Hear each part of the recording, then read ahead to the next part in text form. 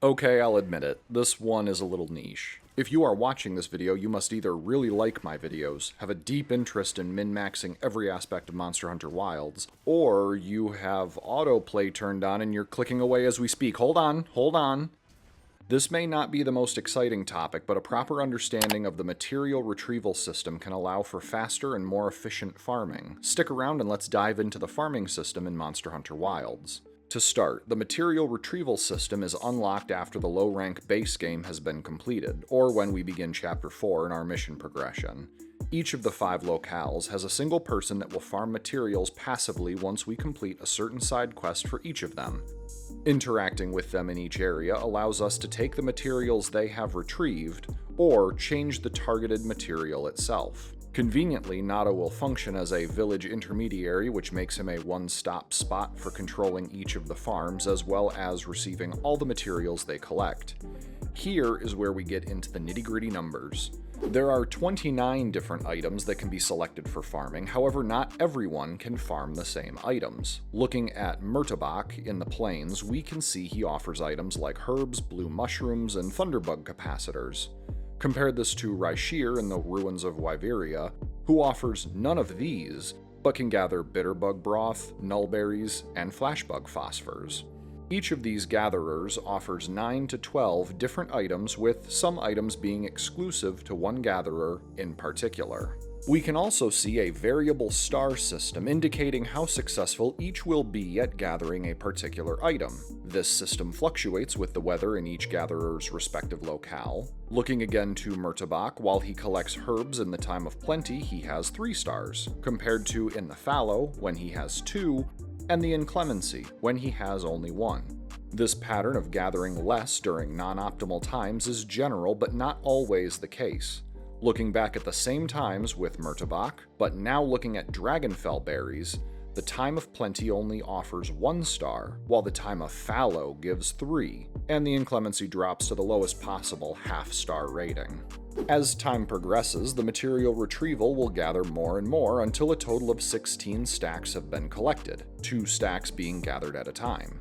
The items can include anything the gatherer has available in their list of items, as well as the tradable items from their area, sacks from monsters, and rare equipment materials like Sinister Cloth and Great Hornfly.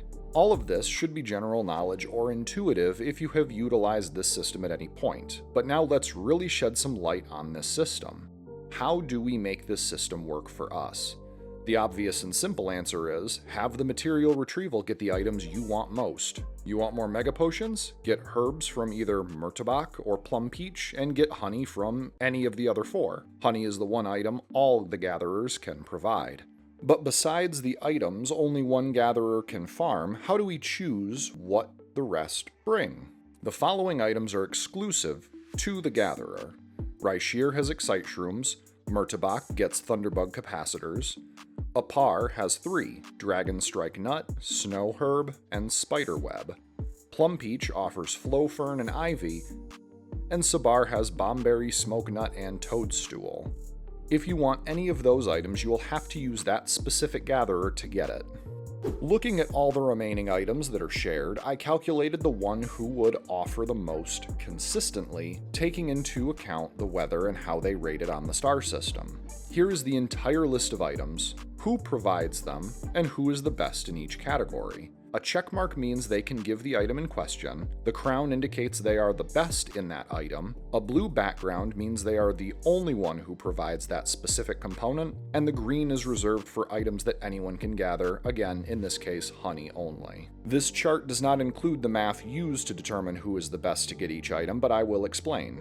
Each weather effect lasts a different amount of time. The plenty lasts 70 minutes, the fallow a whopping 100, and the inclemency a short 30. Getting the star rating of every gatherer in every weather type, then multiplying the stars by a modifier for each weather effect provided, gives every item for every gatherer a score between a minimum of 1 and a perfect score of 6. Then, comparing the scores between gatherers who share an item reveals the best for that item.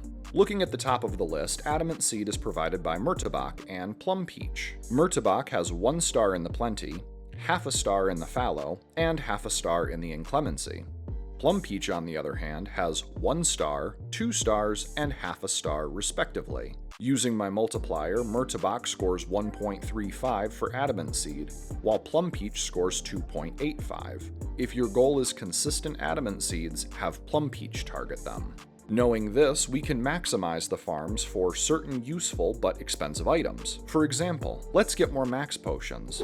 Max potions are made by combining Bitterbug broth with honey to make catalysts, and then combining that with Mandragora. Rysher is the king of Bitterbug broth, and Plum Peach will never run out of honey. Apar can give the most Mandragora, and right there we have utilized the farm to its fullest. We could instead have Plum Peach get the Bitterbug or the Mandragora, while anyone else provides the honey, but it will be suboptimal. On top of that, we still have not used Murtabak or Sabar, so let's look at their lists. Since we are farming honey with Plum Peach, if we sent Murtabak out for herbs, we could also make Mega Potions, while we farm Max Potions. And Sabar is king of Might Seeds. Since we are already making catalysts, a Might Seed is all we need for Demon Drug. In one fell swoop, we are using all 5 gatherers to farm Max Potions, Mega Potions, and Demon Drug, with all of them being the best they can be. Not too shabby if I do say so myself. It won't always work out like this, however. Let's switch to gathering materials for trapping. Besides the trap tools we have to buy, shock traps are made with Thunderbug capacitors, and pitfalls are made with nets, which require spiderwebs and ivy. Meanwhile, trank bombs need parashrooms and sleep herbs.